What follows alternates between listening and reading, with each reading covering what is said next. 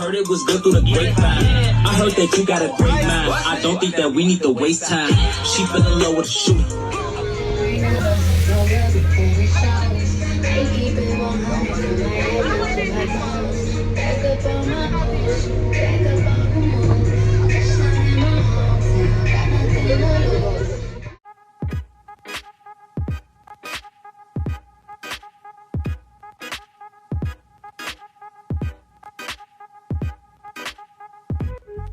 It's always the ugly motherfucker. Sorry.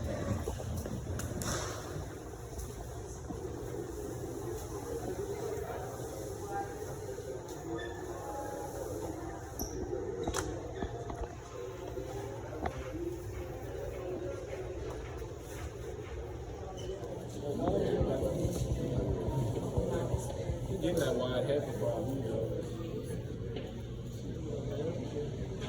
Okay, so Plaza Mariachi is a business that was started. It used to be like an old shopping center, and they gutted it out and recreated more or less Mexico.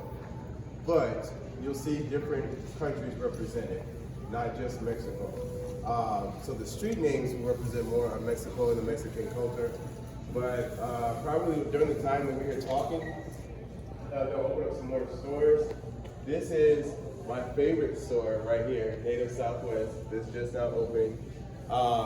We're gonna go to the main plaza area, and then I'm gonna release you. What's unique about this place is that even though it is Latin themed, it was actually started by someone who was Middle Eastern, okay? Who just saw an opportunity. This whole area of the city is run primarily by minority-owned businesses. Many of people who moved here from one country to our country and came here and saw an opportunity. And I talked to you all the other day about how when you see opportunity, and you said this in one group, opportunity doesn't say, hey, I'm here. You have to recognize it when you see it. So the gentleman that started this was like, hey, I see an opportunity. There's a large Latin community. There's nothing like this. Let's bring business and entertainment and mix it together and create something. And so that's when he started. So as you go throughout here, when the store is open, you'll see different people that own different businesses. If you don't speak the language, do the best you can. Welcome to, what it feels like to be an immigrant and come here and maybe not speak the language. So I want you to do your best and be able to look around and see we got a bank, we've got souvenir shops. You're gonna see quinceañera stores. You're gonna see many things, but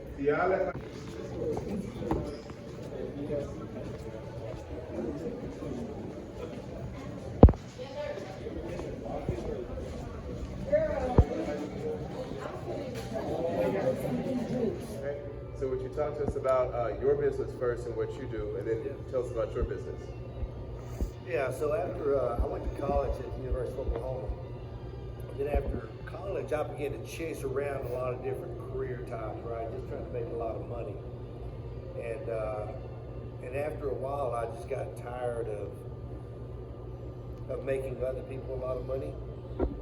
And so I actually got out of the music industry. I started a non-profit organization. I'd go into Native American reservations and I would do ministry work in reservations. And then I would also go into schools and teach on Native culture. Then after about 15 years of that, when I spent so much time fundraising to keep it all afloat, I decided to start a cigar company with the proceeds going to fund the work we do. So I started a cigar company. It's called Atsuniki Cigars. And Atsuniki and my wife is from Lakota and Blackfoot. Atsuniki in her language means storyteller. So that's the name I was given in ceremony. So this is one of our cigars. So as it stands now, we sell cigars through cigar lounges, different shops around the country, primarily in Tennessee, with the proceeds going to fund the work we do on reservations. So that's essentially what it is. Okay, awesome. And what about your business? A lot more, I'd I'd say complex, but more ADD sort of thing. I have a sneaker store down in Franklin, Tennessee called Citizen. I didn't know that I was going to be talking, so I didn't intentionally wear this sweater for that. But it's a cool vibe. We opened it 4 years ago, November, primarily to serve the youth and young adults in our community. Franklin is perceived as a very affluent city. There's a lot of really hard-hit areas as well, and we wanted to provide an opportunity where people can come in, kids can come in, young people can come in and feel comfortable and just talk about shoes, fashion, whatever it is, with somebody who's bald-headed, bearded, and tatted up, as opposed to, like antique shops and stuff like that, where most people are saying, don't touch this and don't do this, or don't come in. The ownership is very diverse. My business partner is a white boy, blue-eyed, blonde hair from Virginia. The other guy is a Filipino guy with dreads down to his knees. And then there's me. So we focus on diversity, on inclusiveness. We want people to feel loved and welcomed and heard when they come into the store, no matter the age or the ethnicity or anything really. I love it. It's a passion of mine. We started because we wanted to serve the community. One of my partners is an artist who focuses on pop music for young adults. That's the main demographic. The other guy's he's like a missionary, but it's not like a religious missionary. He just goes into really hard-hit areas around the world and just fights for justice for them. So he's been to China, he's been to Malaysia, he's been to pretty much every country in South America, in the Caribbean, and in America. He's just a fantastic dude. He just loves people really well. Aside from that, I'm a chef. I'm a private chef, so I work with people from all walks of life, from presidents to Grammy winners to athletes, all this stuff. And it's a really fortunate position because you get to meet some amazing people, but they're really good people as well. Approachable and kind, generous, and family oriented.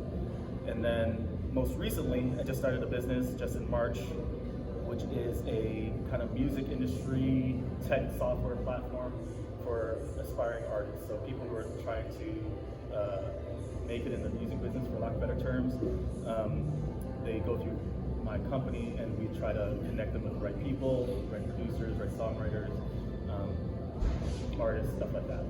So, yeah. I want you all to hear something. I don't know if you paid attention to what I told you when we were talking 2 days ago. And I was telling you about how, like, when I'm on a set, when I'm on a movie set, that in between every set, that the actors, I don't care how famous they are or how non-famous they are, everybody's trying to work on their next gig because they're trying to get to their next gig, or they have side businesses. And I told you to always have multiple streams of income, okay? And so do you hear, like, he had the nonprofit, then he started the for-profit to still help the nonprofit, but I'm sure people still just make donations to the nonprofit.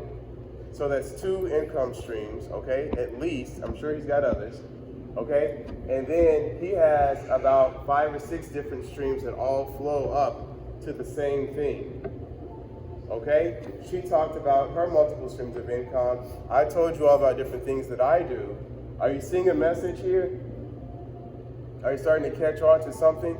That you can't just settle for one stream of income, okay? In fact, for those of you all that are wanting to be wealthy, they say that the new rich is time.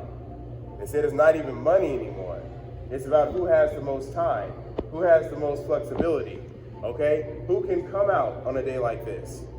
Because there's a lot of people that have a lot of money, but they have no time. They got a lot of things, but they can't go anywhere, they can't do anything. So there's a new generation of people that are coming up that value their time more than their money, and if they get money, it's only so that they can go spend it on the things that they want to do with their time. And the more income streams that you have, and the more diverse your income streams that you have, especially if they're diverse, the more you can be able to do those things and be able to have control over your schedule and be flexible.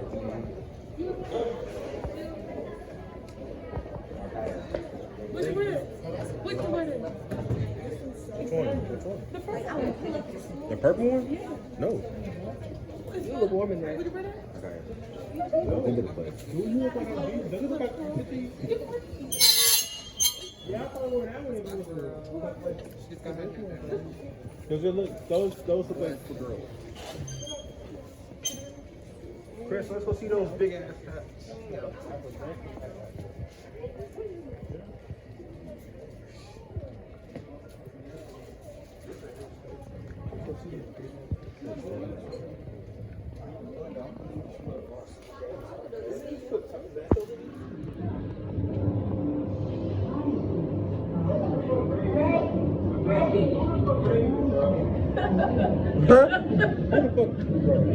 Andre, right here.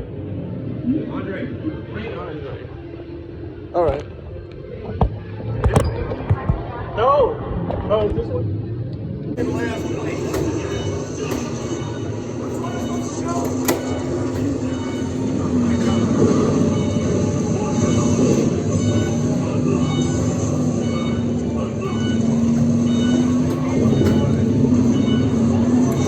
Reckless driving, Dre. How did you even get your driver's license? I did it.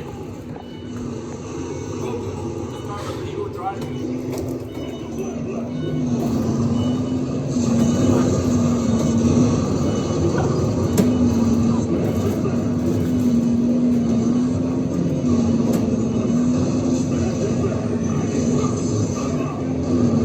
I'm not spitting out.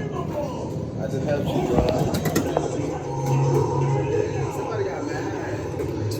Look. Yeah, somebody got mad. Exactly, I point that out too.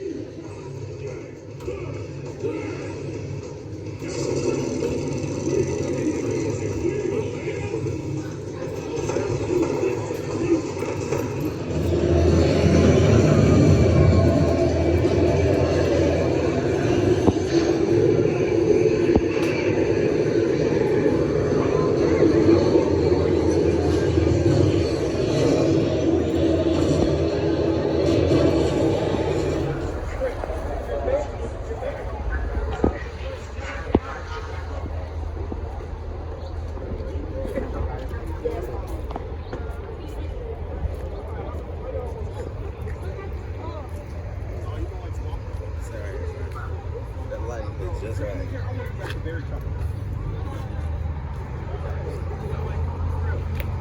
Andre, if we're eating here, I want to eat at the very top.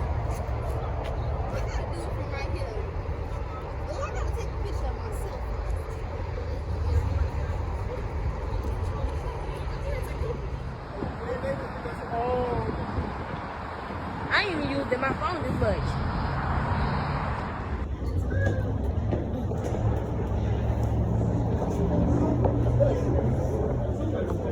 This is too rich for my taste.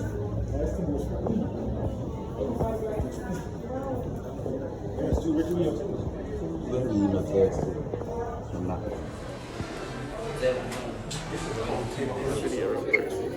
Y'all said I sex. I don't know.